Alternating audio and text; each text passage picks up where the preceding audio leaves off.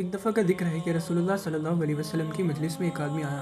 اس کی حالت بہت خراب تھی، بھوکا، تھکا ہوا اور کمزور سا تھا۔ اس نے عرض کیا، یا رسول اللہ صلی اللہ علیہ وآلہ وسلم، میں بھوکا ہوں، کوئی میرا خیال کرے۔ اللہ کے رسول صلی اللہ علیہ وسلم نے اپنے گھر والوں کو پیغام بھیجا کہ دیکھو کچھ کھانے کو ہو تو اس مہمان کو دے دو، لیکن ایک ایک کر کے تمام امہات المؤمنین کا جواب آیا، یا رسول اللہ صلی اللہ علیہ وسلم، ہمارے پاس پانی کے سوا کچھ نہیں۔ پھر نبی صلی اللہ علیہ وسلم نے اپنی مجلس میں فرمایا، آج رات اس شخص کی مہمان نوازی کون کرے گا؟ مجلس میں ایک انصاری صحابی نے اٹھ کر کہا، یا رسول اللہ صلی اللہ علیہ وسلم، میں لے جاتا ہوں۔ وہ اس شخص کو اپنے گھر لے گئے۔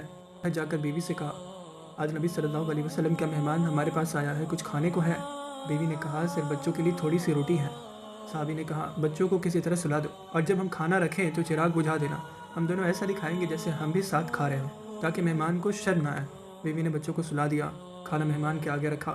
وہ چراغ کو ٹھیک کرنے کا بہانہ بناتی ہوئی اسے بجھا دیتی ہے، جس سے اندھیرا ہو گیا۔ اب مہمان سمجھتا ہے کہ سب مل کر کھا رہے ہیں، مگر اصل میں صرف وہی کھا رہا تھا، اور دونوں شوہر اور بیوی بھوکے بیٹھے روٹی توڑنے کی جھوٹی آواز بناتے ہیں۔ ان دونوں نے پوری رات بھوکے گزار دی۔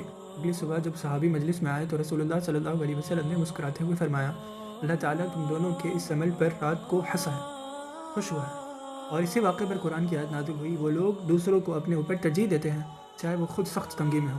دوستو، یہ واقعہ ہمیں ایک سیدھا سا سبق دیتا ہے، اصل ایمان تب چمکتا ہے جب ہم خود تنگی میں ہو اور پھر بھی دوسروں کی مدد کریں۔ صحابہ کے پاس زیادہ نہیں ہوتا تھا، لیکن دل بہت بڑا ہوتا تھا۔ آج بھی اگر ہم کسی بھوکے، مسافر یا محتاج کی مدد کر سکتے ہیں تو یہی سنت ہے، یہی ایمان کا حسن ہے۔